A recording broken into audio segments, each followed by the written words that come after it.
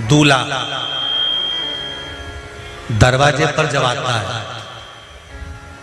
मटकी में जो दिया लगाया जाता है, सालियों लेके खड़ी होती है कन्याओं, वो मटकी में एक बत्ती का दिया लगता है कि 4 बत्ती का लगता है? जम के बोले 4 बत्ती का लगता है ना। 4 बत्ती का दिया, क्योंकि हमारे यहाँ शुभ कार्य हो रहा है, 4 बत्ती का दीप लगाया। तुम्हारे यहाँ प्रतिदिन घर में आरती करते होगे, तो जो घी के डब्बे में भींगी भींगाई बत्ती रखी रहनी, उसको निकाल के धर देते। बोलो सही है गलत है? निकाल के धरी, माचिस से लगाई, तन मन धन सब कुछ तेरा, और आरती कर पुरा के, घंटी बजा के, भोग लगा के, शक्कर रख के, भगवान को प्रणाम करके चली जाती। अब तुम्हारे यहाँ सत्यनारायण भगवान की तुमने कथा करवाई, तो जो घी की बत्ती लगी वो तो लगी, उसके अलावा एक दिए में कपूर अलग से लगाया। मतलब कितनी बाती हो गई? एक घी की हो गई, एक कपूर की आरती हो गई। जजमान लोग यहाँ आरती करते हैं, उसके बाद में कपूर को फिर जला देते हैं। उसका कारण क्या? अधिकता में फल प्राप्त करना, अधिकता में फल देना।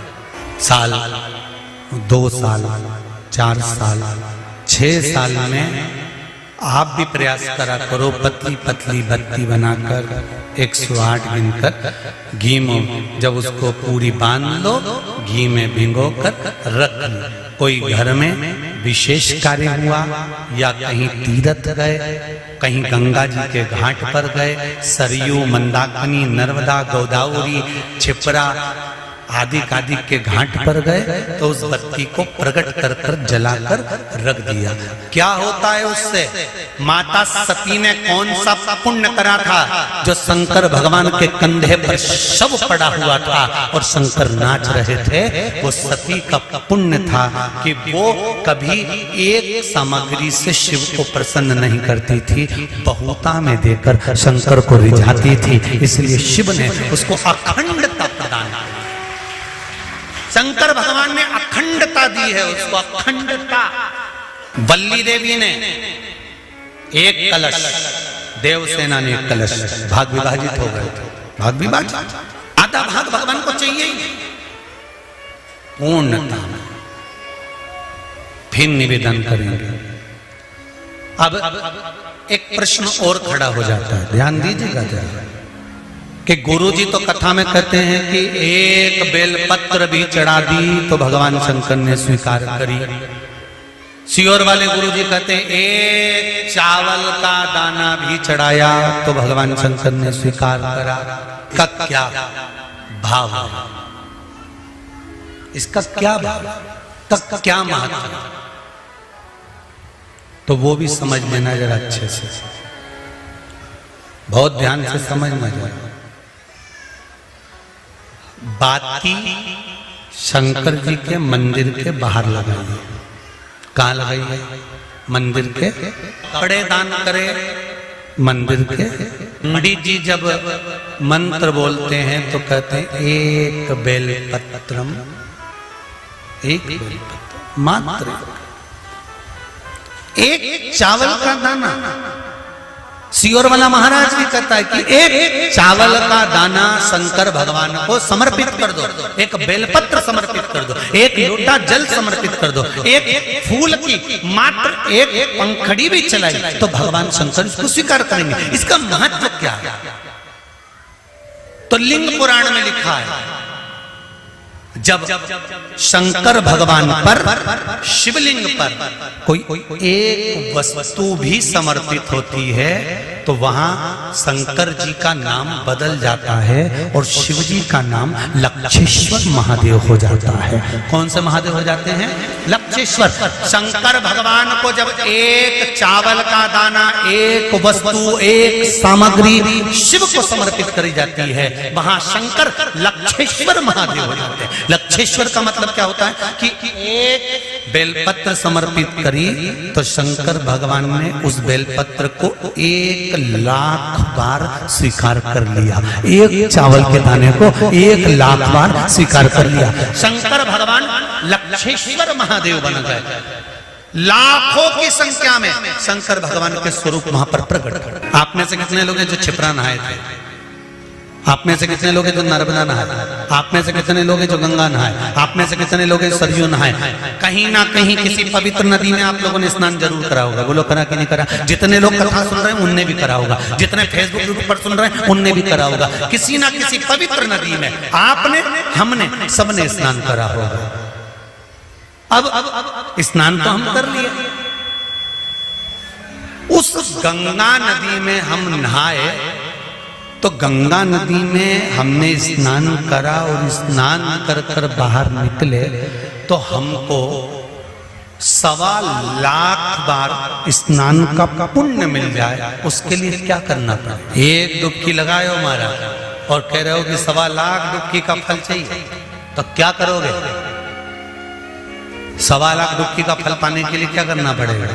केवल एक काम, जिस पवित्र नदी का स्नान कर रहे हो उस पवित्र नदी की बालू का, बालू मतलब रेत का, बालू का शिवलिंग का निर्माण करना, उसका पूजन करना, पूजन कर कर जो बत्ती जोड़कर 108 बत्ती बनाई है, पूजन कर कर एक दिए में वो बत्ती, उस जो बालू का शिवलिंग बनाया है, पार्थिव शिवलिंग का निर्माण करा है, जो तुमने किसी गंगा, सरयू, नर्मदा, क्षिप्रा, मंदाकिनी, नर्मदा आदि पवित्र नदियों के तट पर स्नान करते समय तुमने जो शिवलिंग बनाकर पूजन करा है, उसके सामने वो बाती को जला देना, उसी से आरती उतार लेना, वो बाती वहां लगाकर छोड़ देना और छोड़ने के बाद उस शिवलिंग का फिर विसर्जन कर देना।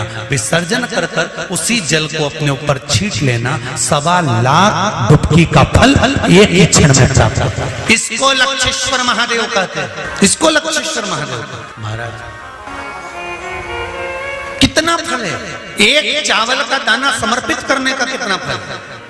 एक बेलपत्र समर्पित करने का कितना फल है? एक पुष्प की एक पंखड़ी समर्पित करने का कितना फल? और समझ लो, ब्राह्मण को हम दक्षिणा देते हैं, भांजा भांजी को हम भेंट देते हैं, बहन बेटी को हम कुछ रुपए देते हैं। जिस लिफाफे में रुपए को रख कर दिया जाता है उसमें एक का सिक्का पहले से लगा होता है। बोलो सही है कि गलत है? क्यों? समता में नहीं, बढ़ाकर दिया गया, बहुत अधिक कर कर दिया गया। हमने अगर अधिक कर कर दिया है तो उसका फल भी हमको अधिकता में प्राप्त। अधिक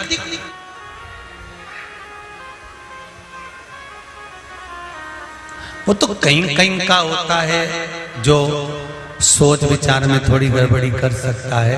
एक हमारे मित्र हैं, एक जगह जन्मदिन पर गए तो वहां उन्होंने जन्मदिन पर उन्होंने 5 रुपए लिफाफे में रखे। तो हमने कह दिया, क्यों रे ओ प्रकाश, उसके यहाँ जन्मदिन पर जा रहा है और 5 रुपए रख रहा है?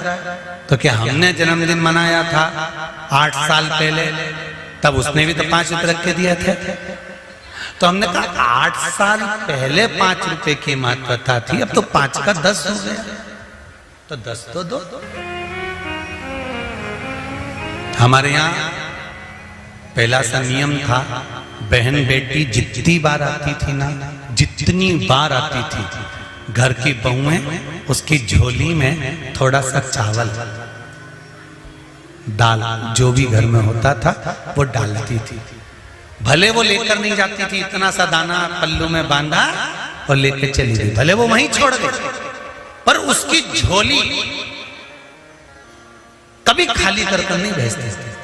आप में भी जितने लोग बैठे, ऐसा नियम पहले था। अब आज का जमाना तो बड़ा विचित्र हो गया कि बहन बेटी से आस लगाकर बैठते हैं। जैसे ही आई तो पहले सोचते हैं राखी पे कितने भतीजों के कपड़े लेके आई है, कितने भाई के कपड़े लेकर आई है। अब तो आस लगाकर बैठते हैं कि ये लाई होगी।